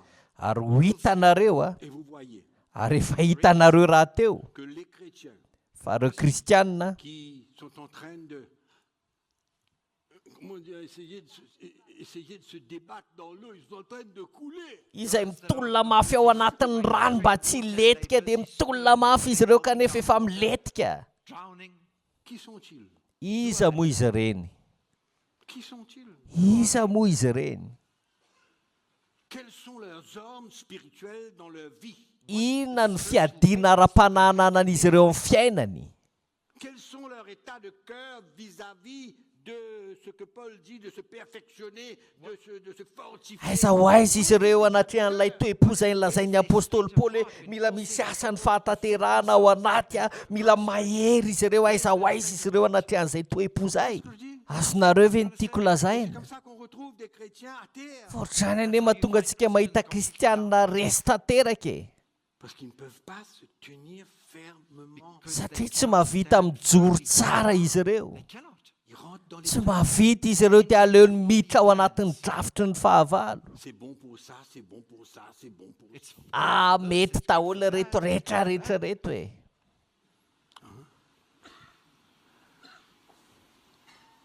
Si vous écoutez ce que les gens disent sur YouTube, Raha ny zavatra rehetra lazain'ny olona ao anatin'ny YouTube ny henonareo a, vous n'aurez pas de temps de respirer. Comment? Vous n'aurez plus de temps pour respirer. dia tsisy fotoana iainana intsony ianareo. Parce que ça c'est bon, ça c'est bon, ça c'est bon, ça c'est bon pour toi, ça c'est This bon is pour toi. good, this is Ça good, c'est bon, this is ça c'est good, bon this pour is toi. good. Si tu ajoutes ça, c'est bon. Si tu If fais you ça, add that to your life, tu vas voir that's que good c'est for bon. you as Et puis well. tu vas voir que And tu all tel of frère m'a dit. Satria ny zavatra rehetra rehetra izay lazain'ny olona ao anatin'ny YouTube izany dia lazainy fa mety avokoa hoe ty ampianao an'ity dia mety, ampio an'ity dia mety. Pourquoi tu n'écoutes pas plutôt ce que le frère Mickey te dit le dimanche matin? Why don't you Va rather chercher listen dans la parole de Dieu, va écouter la parole de Dieu. À ce Why que le don't frère Roland, le frère Marc, le frère tout ce doit te dire. Why don't Pourquoi tu you rather n'écoutes pas listen ça plutôt? Fa maninona raha mba izay torian'ny rahalahy mikisaky ny lahady maraina ny henonao na rahalahy Roland na rahalahy Marka? Fa maninona raha mba reny toriteny reny ny henonao? you listening to that? Amen. Amen. Alléluia. Alléluia. Moi, je vais vous aider. Za te hanampy anareo aho e. Je vais vous aider. Te hanampy anareo aho. À voir le Seigneur vous faire remporter des victoires.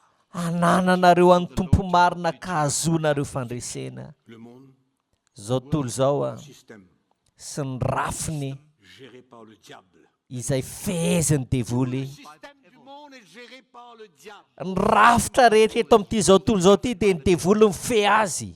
Et c'est à nous qu'avons besoin de discerner. Fa anjarantsika ny mila mahafantatra an'izany, mamantatra an'izany. Amen. Amen. Où est la vérité? Aiza ny famarinana? Où est la foi dans mon cœur? Aiza ny finoana ao anatin'ny foko? Où est mon état? aiza ny toe-panahiko, je suis devant le Seigneur. manahoana eo anatrehan'ny tompo. Ainsi de suite. Et tout le reste. Sy ny ambiny sisa rehetra. Amen. Amen. Vous allez répondre à ce challenge? Amaly an'izay fanamby zay ve nareo? C'est pourquoi de temps en temps, quand on voit les gens tomber, on se dit on ne peut rien faire. Azany mahatonga hoe indraindraitsika mahita olona lafo dia tena tsy afaka manao inona intsono azy ireo, Prendre par la main. satria hosotomontsika amin'ny tanantsika izy ireo mba hanafaka azy ireo anatin'izany. Fa ao aorianan'izay ngamo ianao hiara-iaina aminy dia tohizany indray ny fiainany, Le faire de sa vie. ary entiny any amin'izay tiany hitondrana azy indray ny fiainany. Se fortifier et s'équiper. Raha ohatra moa izy ka tsy te hampitao sy hampahery ny tenany On va y le trouver. dia verina any amin'ny fiainany taloha indray izy. Mais moi, Fa za kosa, pas prêt. za tsy vonina amin'izay fotoan'izay, Je suis pas prêt. tsy vonina aho, Parce que je ne peux pas prendre la responsabilité d'un frère, d'une sœur et tout. satria tsy afaka mandray andraikitra amina rahalahy anankiray na nabavy anankiray na vahoaka an'Andriamanitra rehetra. Entre nous, nous avons notre propre responsabilité. Azany no antony antsika tsiraray avy ireo dia tompona andraikitsika eo anatrehan'ny tompo. Tu tombes, Raha lavo ianao, pas de problème. tsy misy olana mihitsy. Eo izahay, On va t'aider. anampy anao ny tompo. Persévère et que tu ignores Fa raha miziriziry kosa ianao ka mody tsy mahita ny anjara andraikitra manokana eo anatrehan'ny tompo, mba hampaherezanao ny tenanao, résister à l'ennemi, ahafahanao manohitra ny fahavalo. nous ne pouvons pas faire ça. Izany zavatra izany kosa dia tsy afaka ataona eo amin'ny toeranao. On peut pas. Tsy afaka manao an'izany zay. On peut pas faire ça pour Tsy afaka manao an'izany ho anao izahay. non. Miara-manaiky amiko ve nareo satria misy fitiavan-tena ve ao anatin'izany? C'est en Tsia. train de montrer votre propre responsabilité. Fa maneho ny anjara andraikitrareo anatrehan'ny tompo fotsiny aho. Tu tombes, Raha lavo ianao dia mitsangana indray. mais quand tu te relèves, si tu ne prends pas une décision de te fortifier, Fa rehefa tafatsangana kosa ianao ka tsy mandray fanapahan-kevitra pahery ny tenanao, et tu sais comment ta vie va être, dia mba fantatrao ve hoe anahoana ny fiainanao? Ohatry ny ahoana ny fiainanao? au magasin acheter un yo-yo. Dana makeny amin'ny magasin vidy yo-yo, Shop and buy a yo-yo. le miaka-midiny ireny, kilalao le miaka-midiny ireny. D'accord, ce petit yo-yo. Hiaka-midiny ohatry ny yo-yo ihany koa ny fiainanao. C'est la vérité. Fa marina ane zany e, C'est la vérité. marina zany. Pas si tu ne fais pas du temps avec le Seigneur, si tu n'as pas un plan pour te Raha vao fortifier, tsy manokana fotoana ho an'ny tompo ianao na mamolavola drafitra ho an'ny fampaherezana ny tenanao, ravager. dia ho ringana ianao e. Un chrétien pauvre, tu vas être sans force. Ho kristianina mahantra tsy manan-kery ianao, ary tena mampalahelo sy mahonena ny zavatra ohatr'izany. It's the truth. Kanefa marina, Même pas encore l'heure du déjeuner. mbola tsora ny fisakafoana akory On zao. mange à 1h45. Za miroa latsaka fefa misakafo. Et vous êtes beaucoup plus près que moi parce que vous allez à comment on appelle ça? Because, and many of Ary you ny tranonareo aza mbola akaikikaiky kokoa noho ny trano misy ahy. here afterwards. Right here. Amen. Amen. Décision. Inona reo fanapahan-kevitrareo? Je suis en train de parler de sainte doctrine pour vous encourager. Miresaka fampianarana tsy misy kilema aminareo fa na izany atsany aza tiako fantatra ihany hoe inona ny fanapahan-kevitrareo marina. Amen. Amen. Levez-vous maintenant. Ntaontsika hiaraka hitsangana, On prie le Seigneur. do hivavaka amin'ny tompo isika. Alléluia. Alléluia. Jaga ny tompo a. Misaotra ny tompony amin'ny teniny a, ny amin'ny fahazavana izay hoentin'ny tompo antsika tamin'ity fotoana androany ity a. Satria mety be da be ny zavatra mety efa fantatsika tany aloha tany a, fa nanazava ny tompo. Amen. Mino fa nandray ianao androany, ary ao anatin'izany a, tsy hoe mijanona eto fotsiny mandre fa hoentintsika amin'izao lalana hitondran'ny tompo antsika izao a. Totraka hitsangana dia anao hira anankiray hoe fanahy eo mehoery aho a.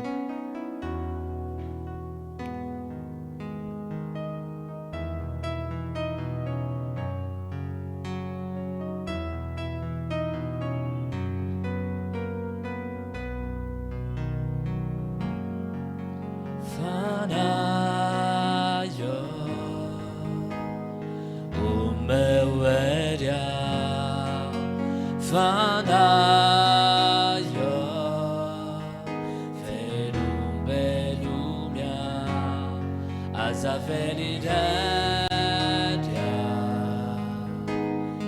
Familanao isana tuanao mikeja amini sanjina wanyamini yantwani zamua yanawire nusakai za kwiza surisitariwa yanaunwa tena krisana fanayo umewedia fanayo velumya azaveliredia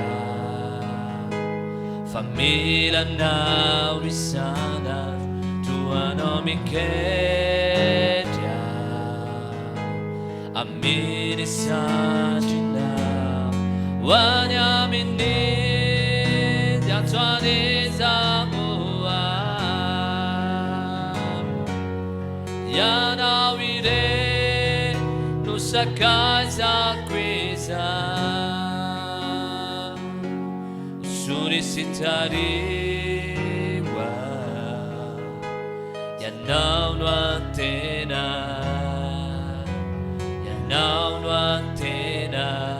pisana wanyamini yatwanezamua yanawire sakai za kwiza surisitariwa yanauno antena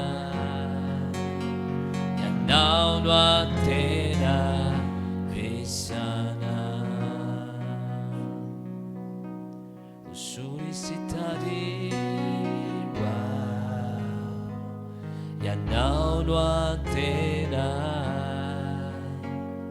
yanauno antena pisana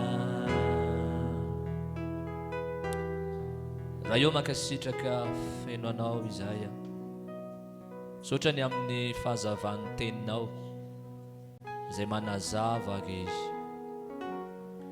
mitondra anay tokoa Andriamanitra ray amin'ilay lalana izay efa nosoritinao anay mba tsy hanaovanay zavatra tompo izay mety tsy araky ny teninao satria eo ny teninao Andriamanitra ray izay fahazavanao anay izay ahafahanay mandeha tokoa amin'ilay tena planinao ilay drafitrao Andriamanitra ray tompo tena mankasitraka feno anao izay tamin'ity fotoanandroany ity satria fantatray Jesosy hoe zany teninao zany tsy fahalalana fotsiny ny andraisanay anjany fa nanazavanay ianao androany niteny taminay ianao androany ary nanambara ny fonao ianao androany mba tonga anay ho kristianina Jesosy zay tsy hatopatopa ny rivotra fotom-pampianarana amin'izao vaninandro faran'izao zay betsaka ary maro tokoa satria ny teninao nefa milaza fa any apagany any dia isy mpamina ny sandoka be da be